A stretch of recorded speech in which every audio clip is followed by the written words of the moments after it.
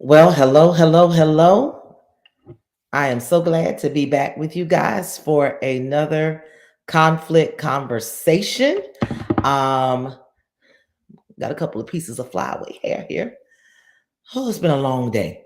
So I'm glad to be back. My youngest two children were fighting a stomach flu, and so I was on Clubhouse on Tuesday and didn't make it on today. So I am super, super glad to be here for today's conflict conversation.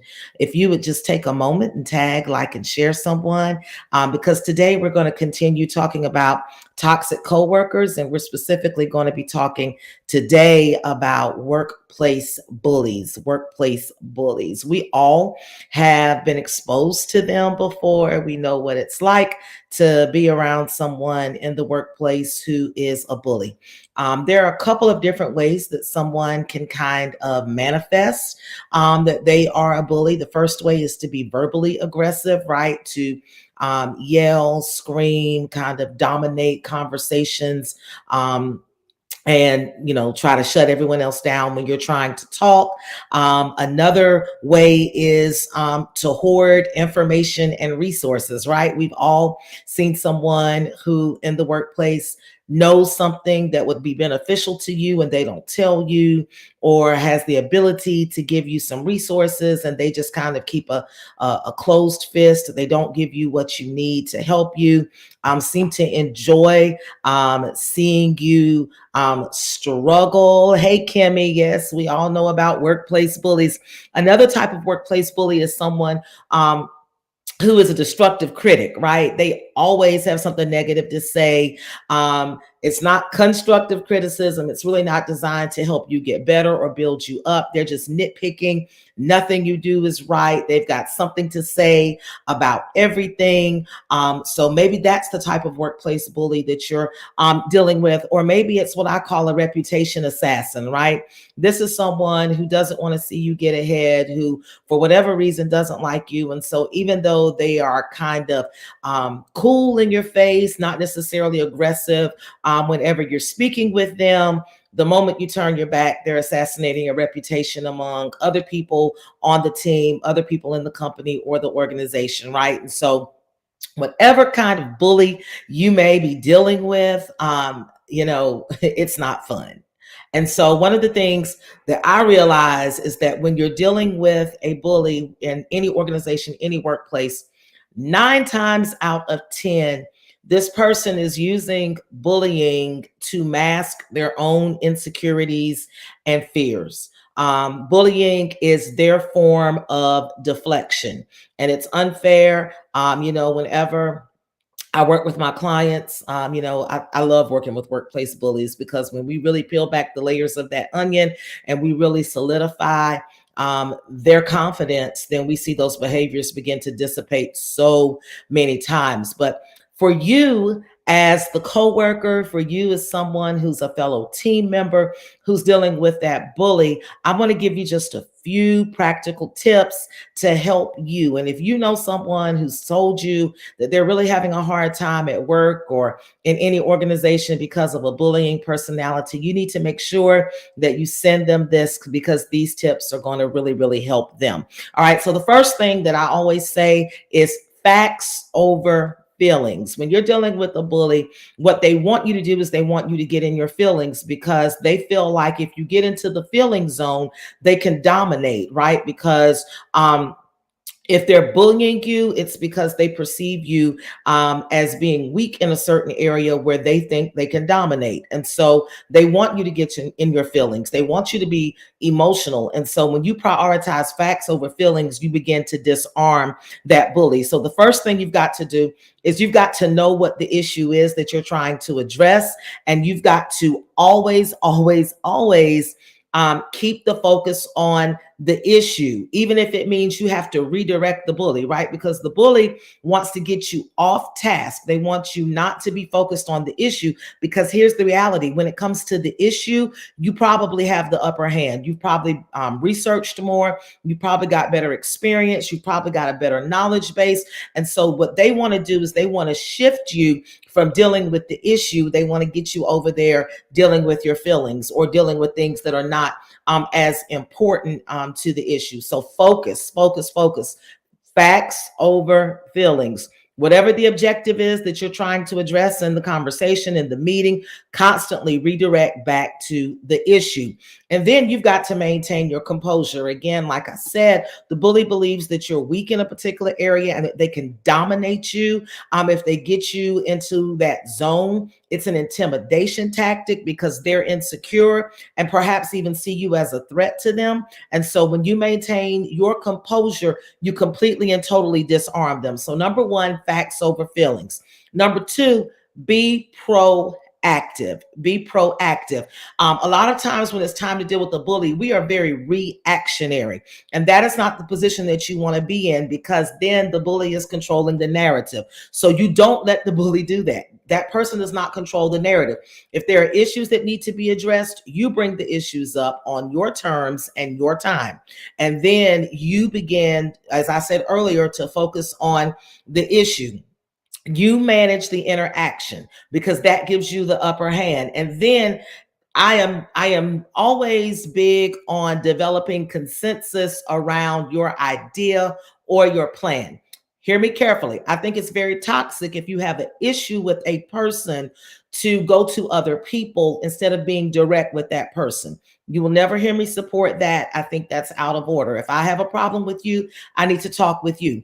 But especially when you're dealing with the destructive critic who just nitpicks everything and finds fault with everything, or the character assassin who likes to go behind your back and kind of pull you apart. Especially when you're dealing with those types of bullies, it's very effective for you not to go against that person, because this is not personal. We're dealing with facts over feelings. But you can go to other decision makers, other team members, and you can kind of float your idea before it's presented in the group. Very simple, very innocent thing to do, right? So you can go to your coworker and say, at our last meeting, I was asked to come up with a strategy to help address such and such problem. Here's what I've been coming up with. I just want you to kind of help me find the gaps in this so that I can solidify my plan before the meeting.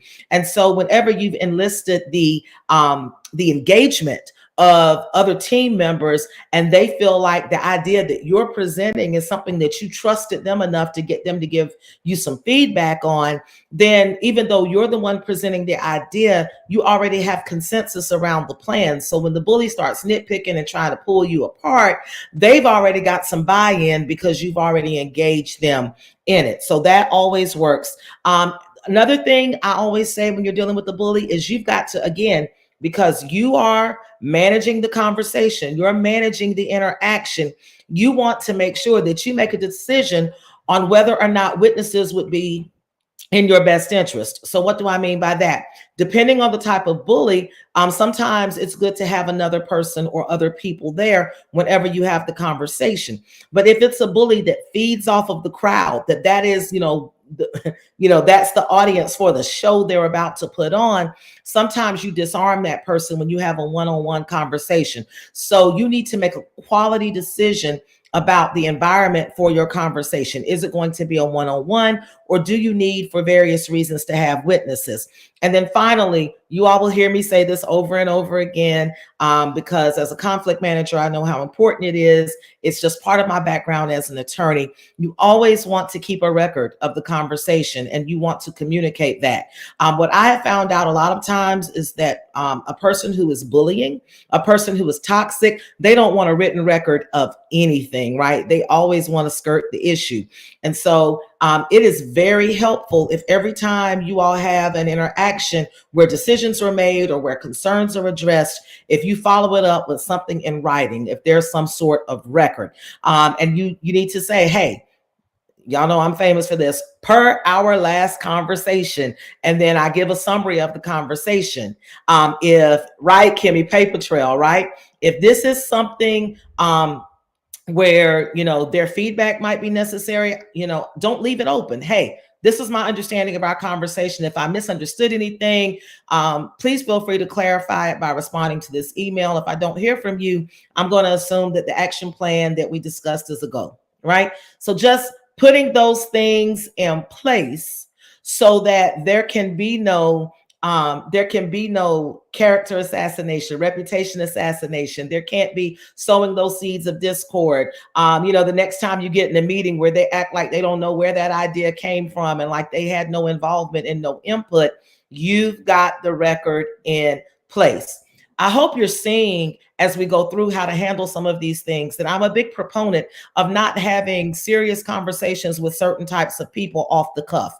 It's just not a good idea. As I said, you want to control the interaction. You want to manage the interaction. And so part of that is that you just don't jump into these conversations. And so because I know that sometimes in the heat of the moment, you don't think as methodically as perhaps you want to. That's why I developed the Tough Talks cheat sheet. It's absolutely free. The link is in my bio. I will put the link in the comments here. Go ahead and download it. It really helps you to do exactly what I've talked about today. It helps you isolate facts, separate them from feelings. It helps you make determinations about the environment that you want to have certain conversations in. It helps you to know how to properly document your conversation. And it actually gives you a roadmap. So when you go into that conversation, you are in control. You're able to maintain your composure because you've already thought through this. You've already gotten your emotions in check and you're ready to handle business. So I'm going to be here every day, Monday through Saturday. I apologize for not being on yesterday. Like I said, my youngest two children had a little stomach flu, and so I was kind of deep in mommy land on yesterday. But I'm back today, giving you all who I am, your conflict manager, every day, Monday through Saturday, leading up to my birthday, as I have been friendly or comically saying the 27th anniversary of my 21st birthday is coming up at the end of the month. And so we're going to celebrate all month long. I truly realize it's more blessed to give than to receive. And so I also know that I am so blessed to be called to be a peace co-creator. And I love taking toxic or chaotic environments and helping people navigate peace. Because listen, it is my mission, it is my goal to help leaders have peaceful, collaborative relationships. Why? Because I want you to fulfill your vision. I want you to maximize your potential, and I want you to enjoy your journey. We spend too much time working with others to be miserable in those environments. If you work a traditional job, you're there 40 hours a week, and your sleep a lot of the time when you're not at work Monday through Friday. So if you can't enjoy your workplace, the majority of your time is going to be miserable. And I'm just not about you being about that life. And so that's why I'm here. Shannon L. Felder, your conflict manager. Again, happy to give you all these tips to help you all have healthy, productive conflict exchanges. Again, go to the link in my bio. I'll put it in the comment. Download that free Tough Talks cheat sheet to help you deal with